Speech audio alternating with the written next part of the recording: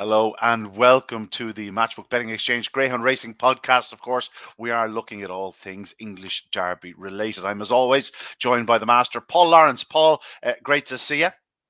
Yeah, and you in? Yeah.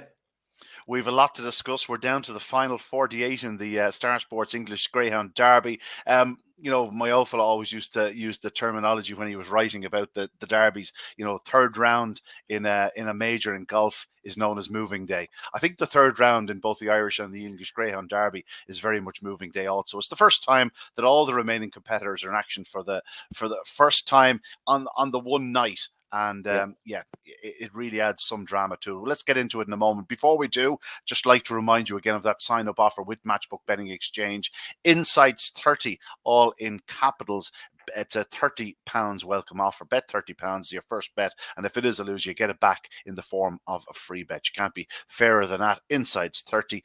You're more than used to hearing it from us at this stage. PL. Down to the last 48, things are starting to take shape. Obviously, we have a very hot favourite at the head of the market there, Balnabula Ed. I think he's a deserving favourite. I know you're certainly of that opinion, but he's really firmed up his grip on the competition. Is that due to the fact that he's been brilliant and the fact that no other dog has really backed up a great run? Like, there's been some fine displays, but nothing has really hit the heights of Balnabula Ed like the two nights he's done it. No, and I think we said going into this competition, when we previewed it from before a ball was kicked, we said that it was a quality derby. It ran right the way through, deep, with some really, really top operators putting their hats in the ring. And I just think that we found an outstanding greyhound in the shape of Balnabula Red. I just think he's a special, special dog, and they don't come around too often. I said the last time I saw a dog like him was Premier Fancy, and that's a long, long while ago.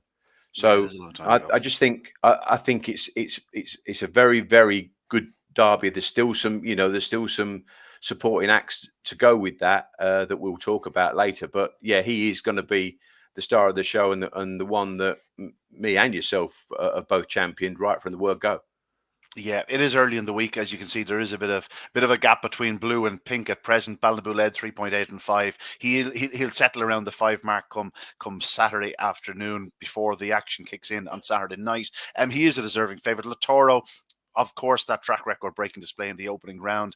I thought he backed it up the other night, Paul. I thought the switch to a wide, given the fact he'd be in 5 or 6 and perhaps not the ping box of 3 or 4, would make a difference to him. It did make a difference the other evening, but he's still capable of going up fast. He can go faster than he did the other evening. I thought he ran a big, big race in defeat. He did, yeah, and you're right. He's one of those dogs that I've said from the word go. He's not going to do what Balnabula Red does. He's not going to miss it and rush up like the White Flash does. But Lautaro has got a good quality engine, and he's got to get his kind of trapping boots to get into the contest and then unleash his back straight pace and his undoubted stamina. So he's one of those that needs to break. I happen to think that, we mentioned about Patrick and the fact that Patrick Janssens had seeded him rails for the first round and then he switched, and that was a really intelligent thing to do. And I would prefer to see him in 6 than I would in 1, Ian. Yeah, no, I absolutely 100% agree with you. I think, if you could have guaranteed him 4 every night, he would have taken your hand off. Of course. But as you say, one night in trap 1 could knock him out, while you can race him from trap 6 every night and he'll probably guaranteed to get through. He is in 6 the next night as a middle seed. He's a greyhound, as you said, Paul. Off a flying start, he doesn't have to try and gather up that speed. He's so big, and he's 37 kilos, that he has one giant stride, and it just takes that few strides to get to it. But when he does, he's pretty awesome. Patrick Janssens doing so well with him, Latoro. Given the fact that he's in a heat where he probably does look guaranteed to qualify out in trap 6 in heat 6, there will be a bit of meat in the bone, perhaps, for those looking for something that's almost certain to be in the next round. There's not too many you can say that about, perhaps with the exception of the top 3 or 4 in the market there. But Latoro, if he settles around at 12 or 13, I could see people still being interested.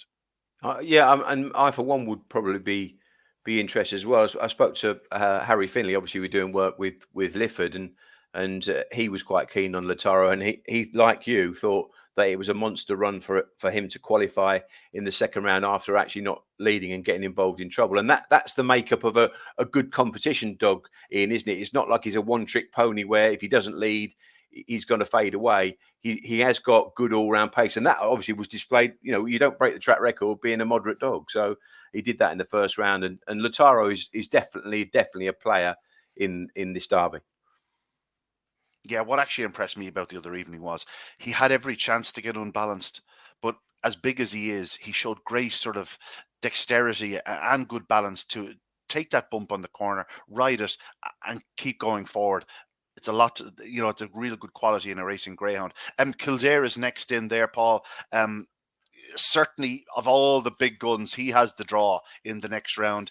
It's just a case of whether he can just improve his trapping that little bit. The fact that he's moving to the middle of the track from the inside of the track should certainly help. He's only really made the one flying start in his career, and I put that with the caveat that I still believe there was a touch of a false start about that run that night, but he's always looked like a dog that would be a natural starter, go to a corner. We seem to forget that he has so few races on his card. But if he does do things, even if he traps level on Saturday night in the opening heat from trap 4, he should be there banging contention on the corner alongside perhaps a Swift Iconic, and you'd imagine he'll outpace him. Yeah, the thing is, I keep going back to the Kirby final form. Kildare and Ballinabola Red matched strides to the turn. Kildare actually was in trap 4 in the final, and he kind of edged into lane 3. He's in trap 4 in his third round opening heat, and I think he'll be fine there. He'll be fine. But that Kirby final was quality, and obviously the winner, Swords Rex, is now doing so well in the Produce Stakes. So you can't knock that form, and this form was carried in to the Derby, and you could only have to see Ballinabola Red at the top. Kildare is in third spot there. So that form is top class form, and I can't really crab Kildare in that. I was surprised that Peter Cronin actually trialled him out at trap 1. I've got to tell you, but he was perfect. He just edged off slightly. He didn't even go anywhere near lane 2.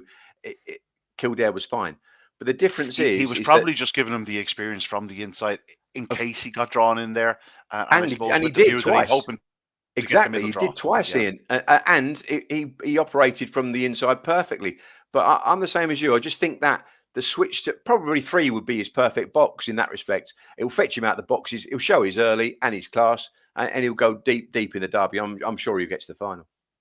Yeah. The next dog, of course, the defending champion, Thorn Falcon, a dog that I certainly believe there's still meat on the bone. I think I'd nearly have him second in still, given the fact that he's running so strongly. Okay, granted, he hasn't got a start yet, but I just think he loves the place. And given the fact that he's such a wide runner, no, he's not a drifter. He doesn't drift off the corners, but he does stay a lovely wide line, and he maintains his momentum. I think he's going to be very hard to keep out of the latter stages. Yeah, and you're right. He's not really starting at all. And for whatever reason, I don't really know that, because in between those sort of moderate breaks, he did actually flash out the boxes in a trial. So that was between the trial stakes and going into the first round. But you're right, he's going to keep getting his draw because there's not many wild runners left. The fact that he's won the Derby last year, his quality. Patrick knows how to train him, which is key. He knows how to get him to win a Derby. You don't win the Derby in the first 2 and 3 rounds, but he'll keep qualifying. And again, yeah, he looks a likely dog to get there again to the final.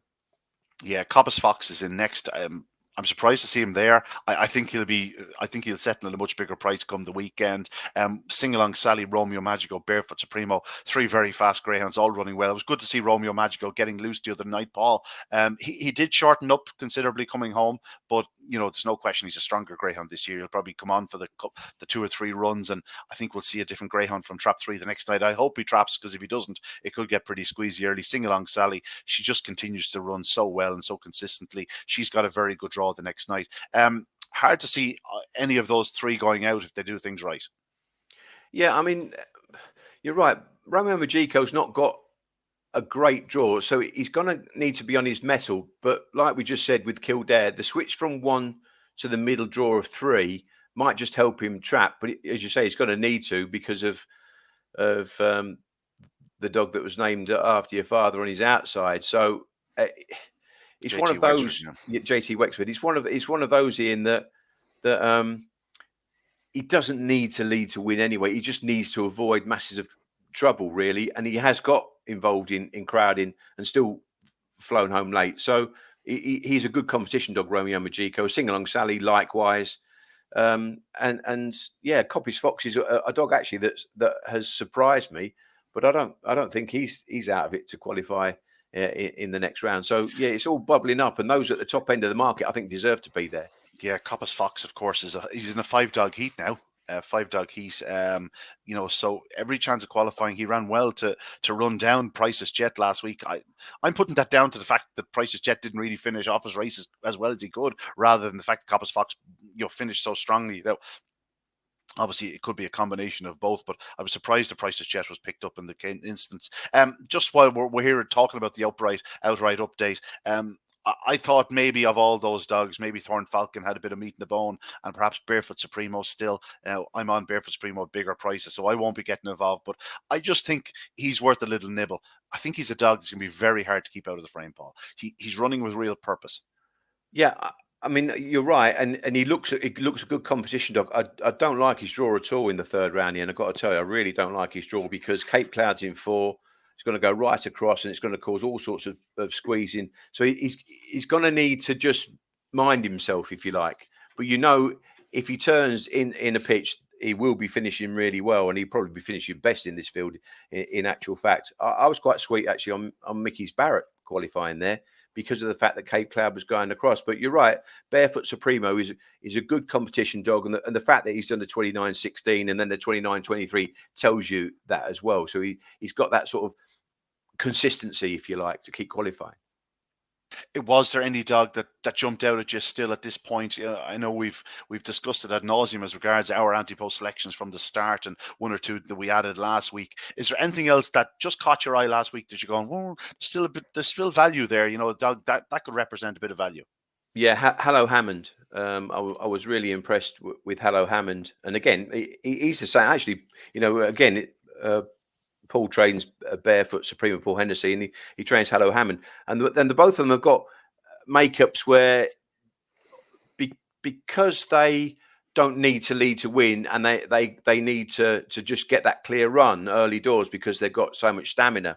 So they just, again, I would use that term, they need to mind themselves early doors. But again, I can see the pair of them qualifying in, even if it's in third.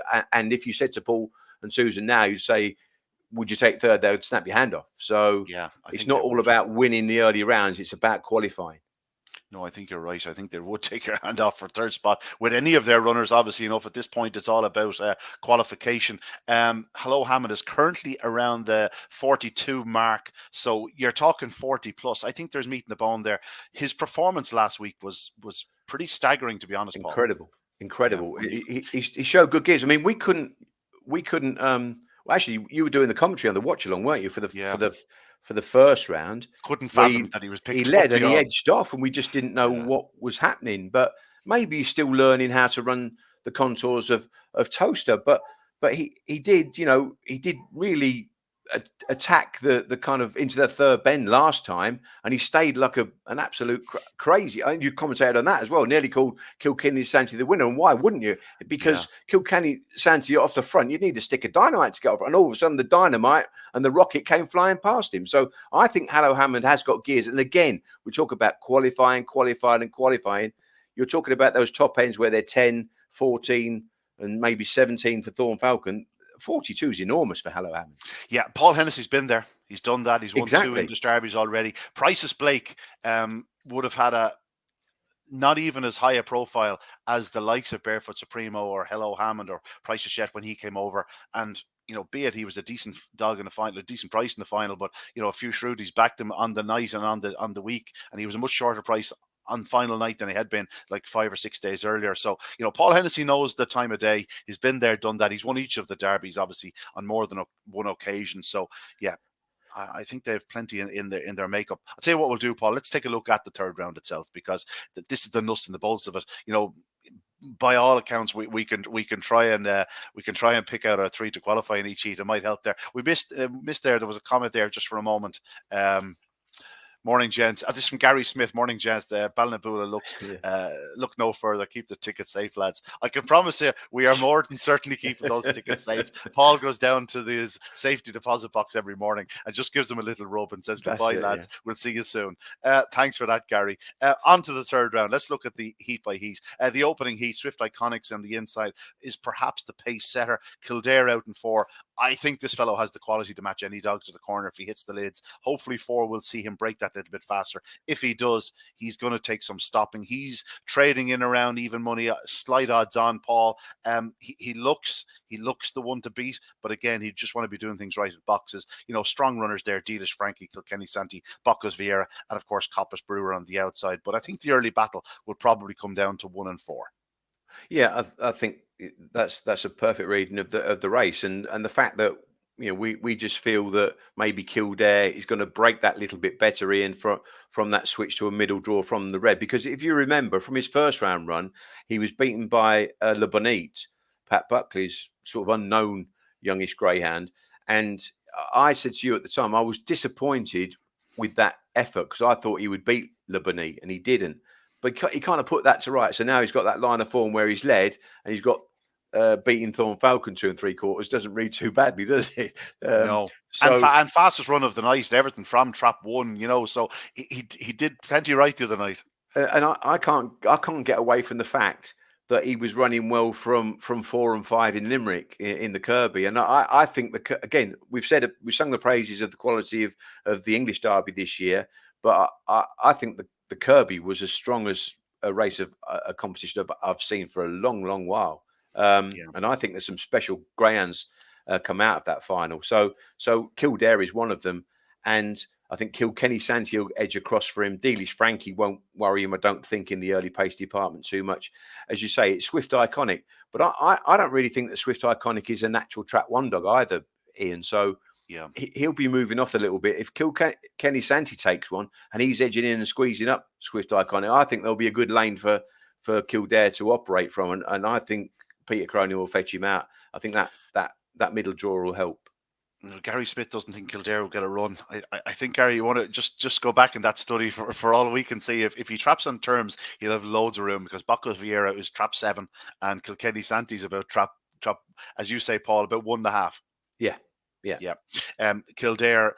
What really impressed me the other night was the way he put his rivals to the sword down the back straight. I thought it was a decisive display. And Peter Cronin after the race, he doesn't like to build up his dogs too much, but you could sense he was just trying to say that there's a bit more. He says, "Oh, he's lots of potential, and there's more, and there's more." So I think Kildare is a real player in this year's derby. I think he'll take the beating in the opening heat. He's only had 7 runs, Ian, hasn't he? That's the thing. He had 5 in the Kirby, went into the Kirby and reached the final as an unraced pup. He's a July 20, Droopy Sydney, and there'll be plenty to work on, as there will with the likes of, Ballinabula Ed. So Kildare, I think, at even money, actually, you could find out after the race that wasn't a bad price. Yeah, there will be worse even money favourites over the next while, I can promise you that. On to Heat 2, Paul, I thought this was an interesting contest. Ballymac Fairwin and Price's Jet are the bookends for the Irish in the middle of Ballymac Belvolt. And then there, a couple of David Firminger, Pat Jansen runners there. Romeo and Tilt, who ran so well to beat Bobsleigh Dream last week. Romeo De Niro, who will be edging in. And Droopy's Good Time will be a big price. And Trap 5, a strong runner. I thought this was interesting. Ballymac Fairwin does run Toaster very, very well. He's in short. I thought of the short ones. He was the one I might just take on. I hope he qualifies. I have a little nibble at big prices. I thought Price's Jet was very well drawn. Yeah, I totally agree with that. I made Ballymac Fairwin favourite, and he was actually, I think he was around about the 2-1 mark on the earliest, and he came back in. He's now 6-4, which is about the price I make him, because I think he needs to trap in his best fashion to hold Romeo until to the turn, which he can do, but it's that same old scenario. Although he's perfectly good out of trap 1, it's the breaking from trap 1. So therefore, you know, are Romeo and Tilton, Ballymac Fairone going to get into that little bit of a speed battle on the inside? And You then know, Romeo De Niro probably squeezing in on top of them as well. exactly, he'll go across. Correct, he will. Ian, you're 100% right. And obviously, you don't really expect Ballymac Belvolt to be there at the opening corner, but he'll be sitting on the rails in behind them. And yeah, in essence, Price's Jet has got a very good draw. And again, another quality sort of good competition, strong running dog. And you'd expect if he doesn't win this race, he'll be in the first three. So I actually agreed with you in that, looking at the prices, and I think one of the firms went around about the 5-1 mark. I think that's way too big. Way too big. I thought he'd settle in around 11-4, 3-1. If you can get 5-1 with ourselves or anywhere else, yeah, snap it up, because I don't think he'd be that price come the off. On to Heat 3. Heat 3 features Romeo Magico. We've spoken about his draw, Paul. He's going to have to be doing things right with JT Wexford, capable of cutting inwards. JT Wexford's not always going to hit the lids like he did last week. You know, he did a 4:09 from trap 1. I think that's the fastest trap 1 sectional of the Derby thus far. It'll be hard enough to beat because they don't really ping from that box. It was over pretty early. He's a strong runner. He's a dog that's really sort of found himself again. Like, it's hard to believe he was taken out of an A2 competition to run in this. He was due to run the final of an A2 the week before the English Derby started. Paul Hennessy took him out and said, no, we're going to aim with the big one. I sort of laughed at him. And yeah, I've been eating my words ever since. Sign It Goofy is unbeaten in the Derby, one of 5 runners to do so. Paul, he's running so well. He has tremendous early speed, but week on week, you just have to worry perhaps about that run to the escape, the fact that it's 500 meters. It could leave its mark. Fahan Rebel, you won't have to worry about his stamina. He'll continue to run very strongly on the outside for Richard Yates. He's running so well. And then you have runners like Farney's Maestro, and we have to mention Make It for Waz. Big prices the last 2 weeks, and he's after running 2 absolute bullers.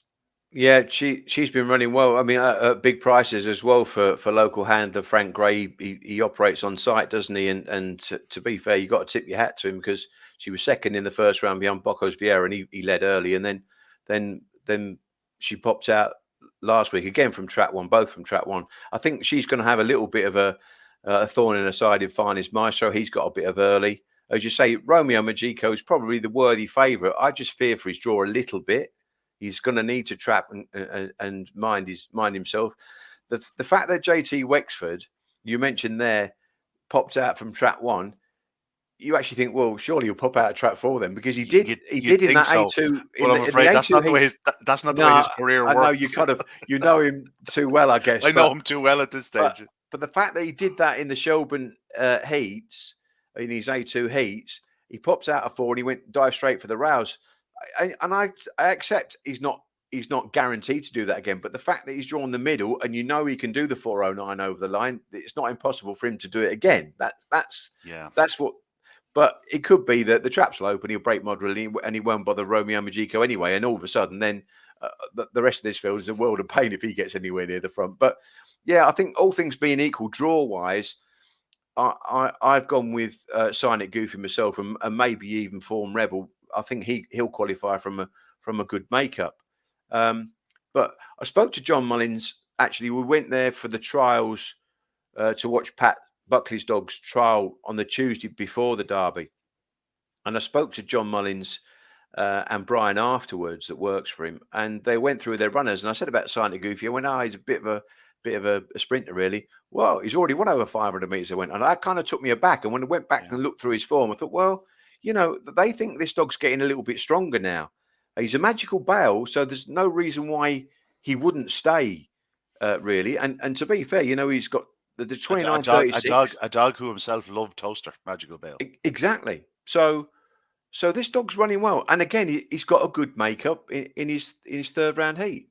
Yeah, he sure does. Yeah, no, I agree with you in a lot of ways. I just that little nagging feeling that, while he's won over 500, the 2, 3, 4 runs in a row just might start showing signs.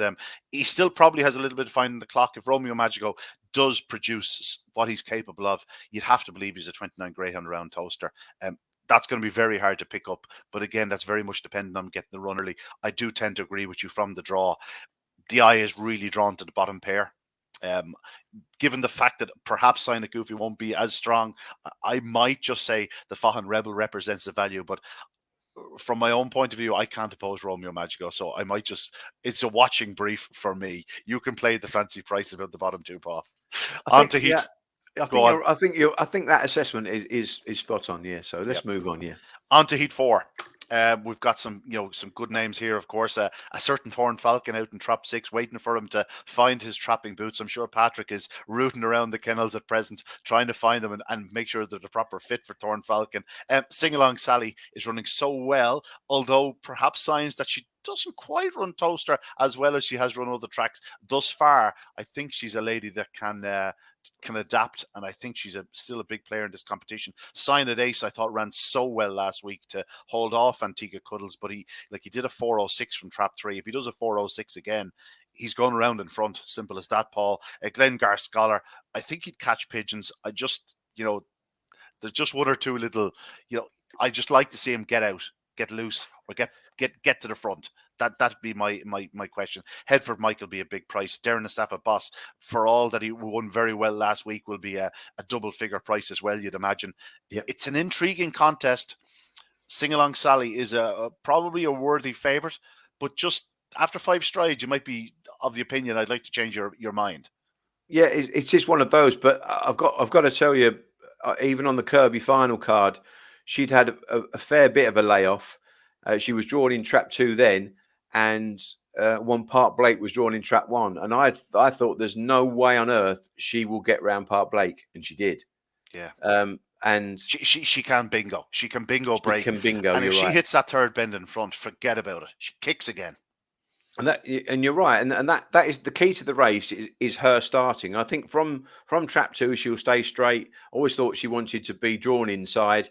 She's proved that she's maturing now. Again, she's a good competition dog, but she's come from trap 4s twice and managed to come second to Park Blake, her old rival, and then she beat Ballymac Fairone. Again, 2 names that you would expect to be at the top of any Derby market. So the quality form is there. Sign It Ace has got nice early speed. Kevin's gone on record. Kevin Huntley's trainer's gone on record as saying that he's not quite got him to full race fitness yet, so he thinks there's a little bit more to come, and he's operating perfectly well around the 29:30 mark, as is Sing Along Sally. And then, as you say, Glengar Scholar, there's a big run in this fella somehow.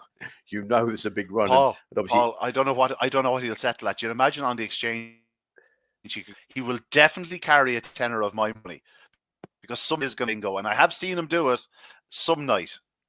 I'll probably need him to go bingo sooner rather than later to cover all the just in case bets. But there is one night. But when it comes down to it, is it a straight choice between Sally and Thorn Falcon?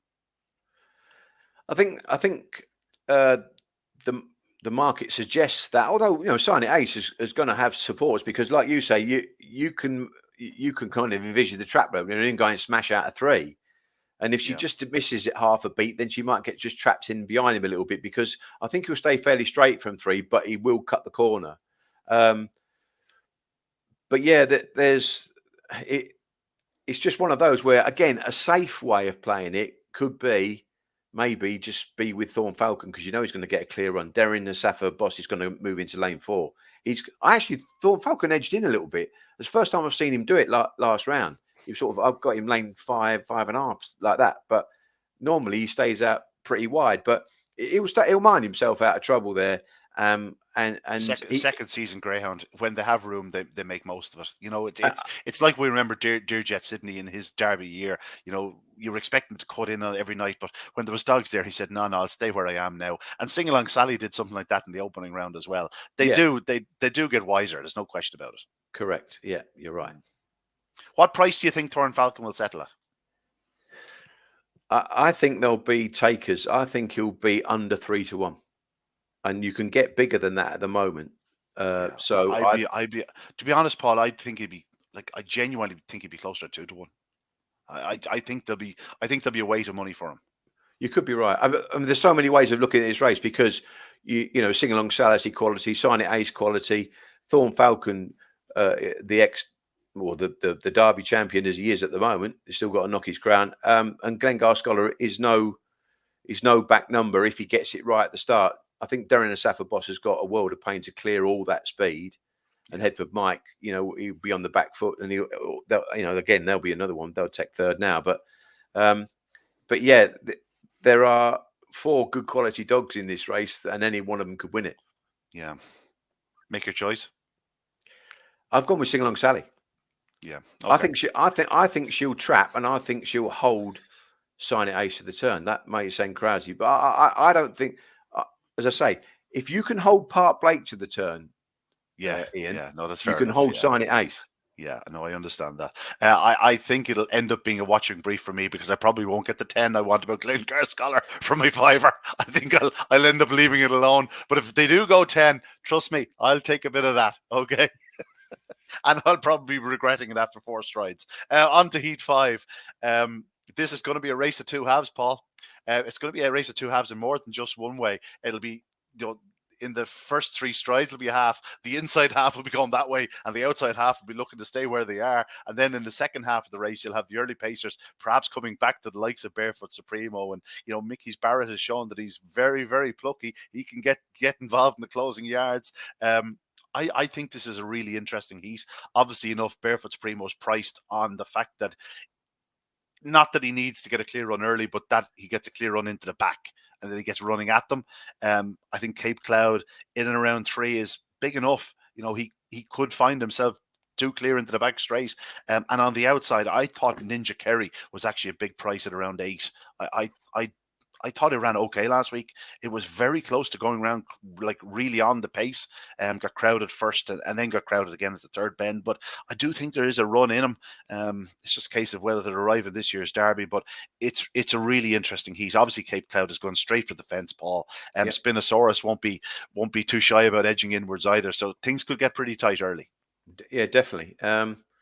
And that is the key to the race is Cape Cloud, and that's for one why I'm looking at Mickey's Barrett on his outside, and you're looking at Ninja Kerry on the outside. So Barefoot Supremo is undoubtedly, in my eyes, the fastest dog in this race.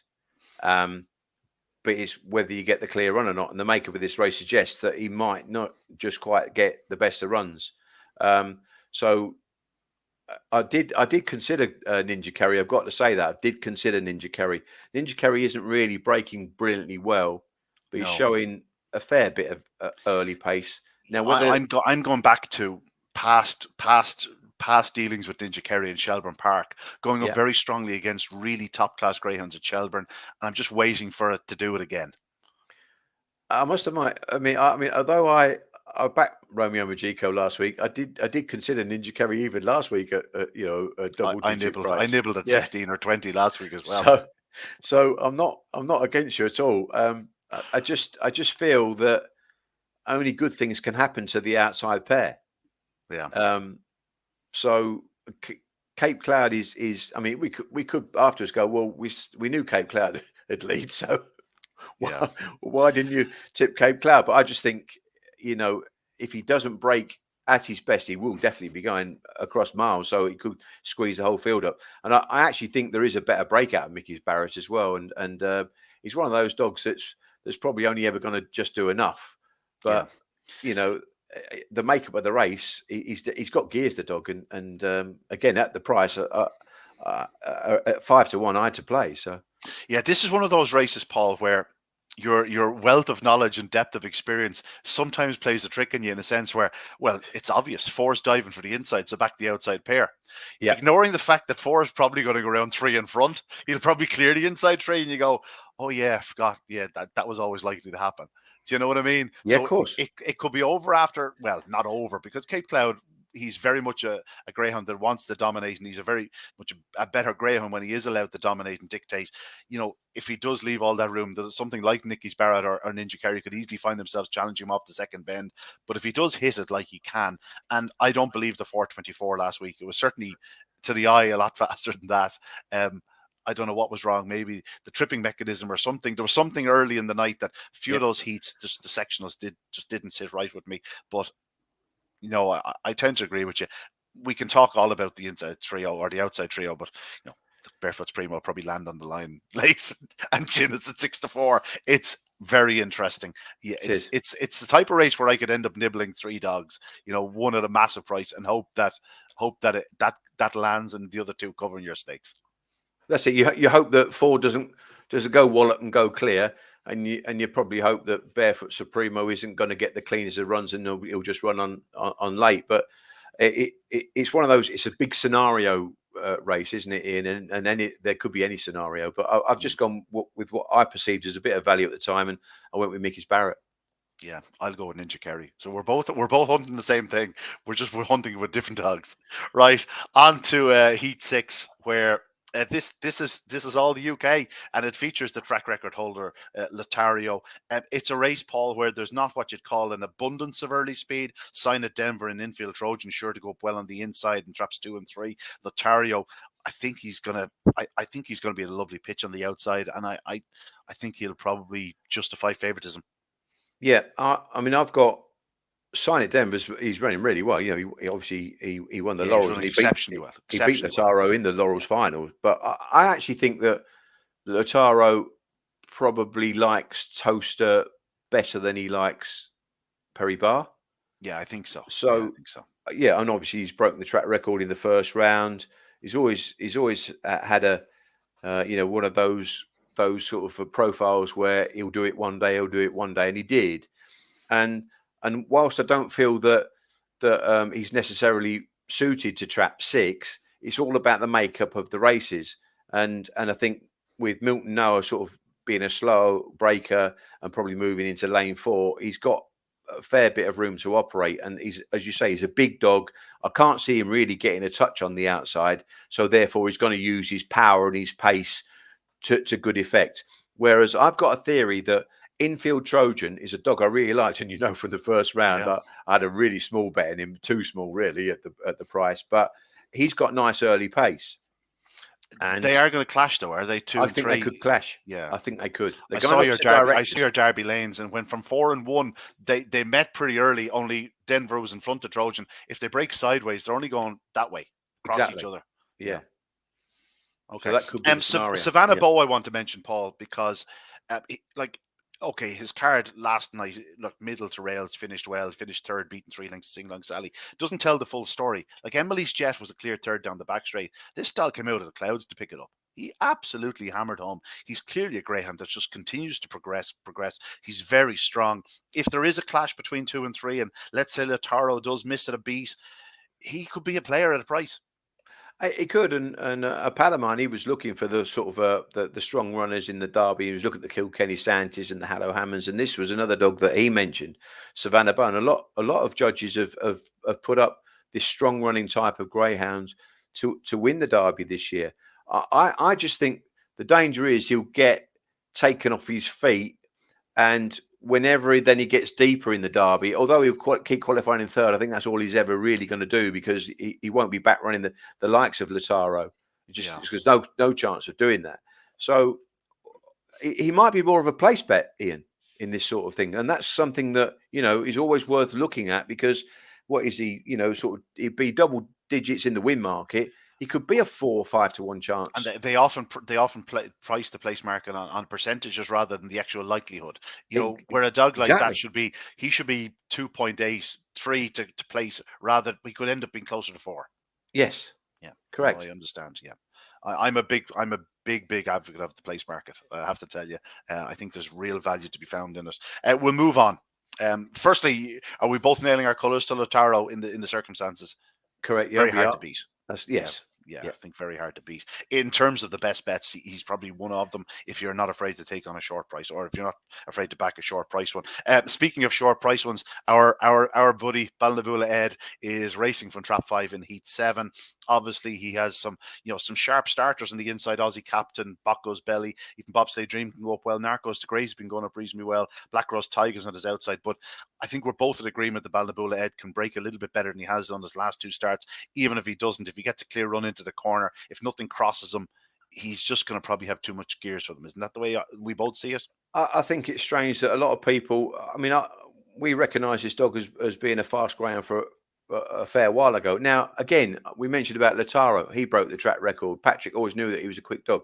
This dog, Balnabula Ed, broke the track record in Tralee. Now, A track where Liam Dowling tries all his dogs, races all you, his dogs, all you the very don't fastest greyhounds in you Ireland have don't started there, you don't basically. break a Tralee track record being lucky. Do you know what I No, mean? So no. and on that night, Ian, he broke. He went to the Kirby after that on the first night. He broke. He beat Magical Cuba, and then the second round he broke. It's not that. Everyone's going A plus B equals C.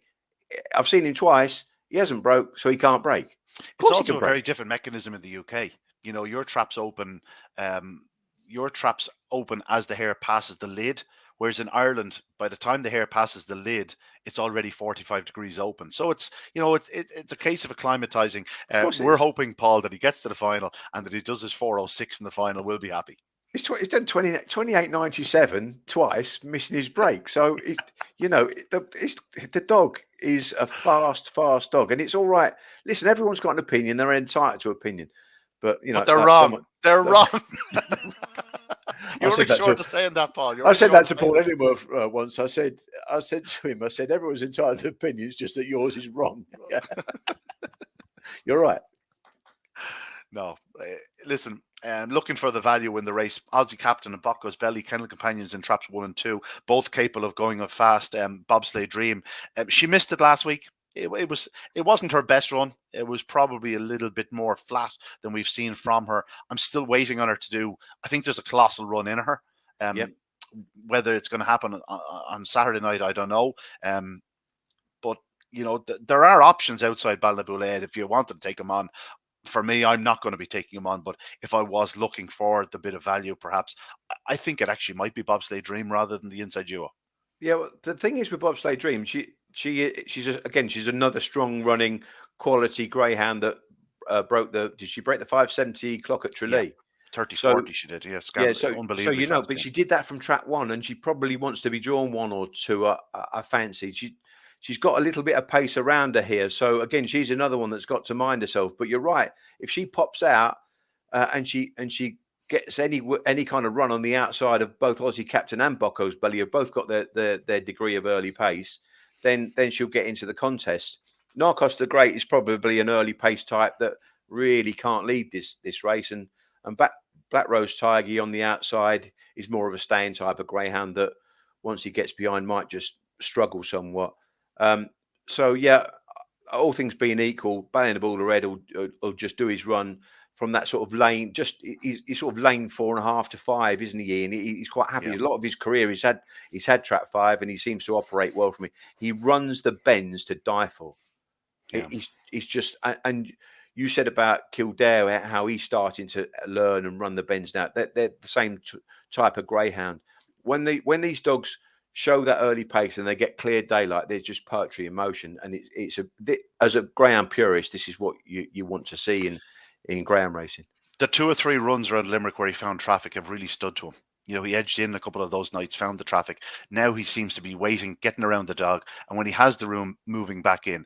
But he's showing a lot more brain power than he did in his puppy days, and which is perfectly understandable. I think he'll continue his winning ways. And on to the final heat 8 of the Derby.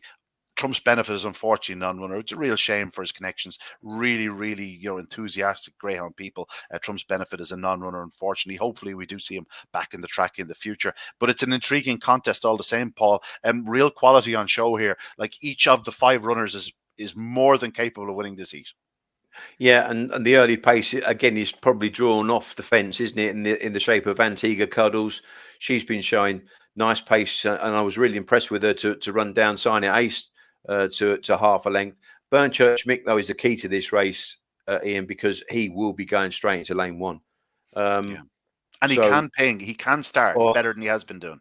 And he's got serious early pace, serious early pace. So now if he clears straight away, all of a sudden then it's not as bad. But Antigua Cuddles could get squeezed. Hello Hammond is a greyhound that we mentioned earlier on that will be storming home. Global Vision's actually got a good draw there because Hello Hammond's going to edge off. He's been moving off Hello Hammond, so Global Vision's got a fair makeup, but he just doesn't seem to be trapping quite as well as he did when he beat Hello Hammond in the trial stakes on the 29th of April. But that just kind of left a dog with a good draw for me in the shape of Coppice Fox, who who's been running really well for Kevin Hutton, trapping smartly, was second to Mickey's Barrett in the opening round, and actually came and beat Price's Jet last time out. And this dog could bang, find himself in a prominent position, and then stay. And I think if you turn behind Burnchurch McEwen, he could outstay that rival. Yeah, it's then a case of just looking over your shoulder to see where Hello Hammond was, because Yeah, exactly. he's nearly on the deck after 10 strides the other evening. And for him to pick himself up and to win was pretty phenomenal. But as you say, it's going to get pretty squeezy in there. I think he'd probably nearly better off missing the kick and then try and hunt in the round rather than coming away and getting involved in traffic and then trying to recover. Yeah, I think Coppice Fox is the one that'll come for money from the draw. I think it's not. He's not going to necessarily be the fastest dog in the race, but he's gone from 29.45 qualifying to 29.30 last time out. So, and he had to work for that, Ian, as well. He had to really battle against Price's Jet, Hello Hammond's kennel mate. But you're right. If Hello Hammond gets any kind of run, but you kind of have to try and base your bet sometimes on clear passages. And although you're saying, well, he didn't get a clear passage last time, he did a 29.45. Well, if Coppice Fox leads him and does a 29.30, he ain't back running Coppice Fox. Yeah. So that is the traffic that is going to be the problem. If you said, put these dogs in a 2-dog trial pool, who do you want to be with, Hello Hammond and Coppice Fox? We know the answer. But it's clear runs that we're looking for. Yeah, we are looking for a clear run. We're looking for a dog that will get a chance to basically put the foot down, get the chance to accelerate at the right point in the race where he's guaranteed a bit of space and room, and that's the key to success. Paul, it's on to that point in the afternoon or in the morning. We're going to do our best bets. There's no restriction. If you have 5 best bets and they're all jumping out at you, pick away. But I'll be picking I think I'll do 2 with a little asterisk on a third one. So up to yourself, Paul. What's the first best bet for the third round? I think Kildare over even money is a decent wager. I think that's good. I'll follow you in there again with the proviso that you want to be odds against. Even money or better.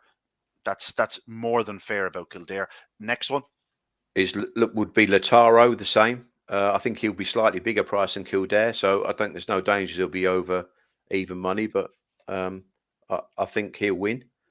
The fixed price firms will be worrying about those doubles. That's a double that sort of just screams off the page at you. Of course, you can do your double on Matchbook, just back the first one and then double it up on the second one. Simple as that. You can do multiples now in Matchbook. You can do multiples now. It's a new thing started this week, so that's something for the viewers to look at. You can do multiples. We'll be availing of that facility. I can promise you that.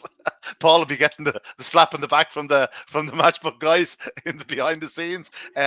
So Latoro, I tend to agree with you. I wasn't going to nominate him as a best bet. I was going to stick with the one short one, but I understand completely. And now the fact that the double is available, yeah, I think that's nearly the best bet. The double, Kildare, Latoro. Anything else, Paul? My value bet was Mickey's Barrett. I quite liked him, and obviously, you wouldn't. It's because of the prices, and you'd expect Ninja Kerry to be a big price. You've got to have a little bit of a play there for those 2 grounds to get the clear run. Probably similar with Sign It Goofy in Heat 3 and Form Rebel. I think they'll be perfectly acceptable prices as well to Dutch those. Just on value grounds more than anything else, and this is where the Matchbook Exchange, you can get bigger than the high street bookmakers. 2, 3, 4 points at times with dogs at those sort of prices. Yeah, so that'll be the sort of races. I think the Ballymac Fair One selection, will I get enough value? I don't know. Sing Along Sally, will I get enough value? I don't know. There's a lot of opposition to, as you say, Thorn Falcon. Banner Builder Red, I think, will be too short for me because we'll be quite happy for him to come third. Now we'll take that because we want him to win the final. You may sing that, Paul.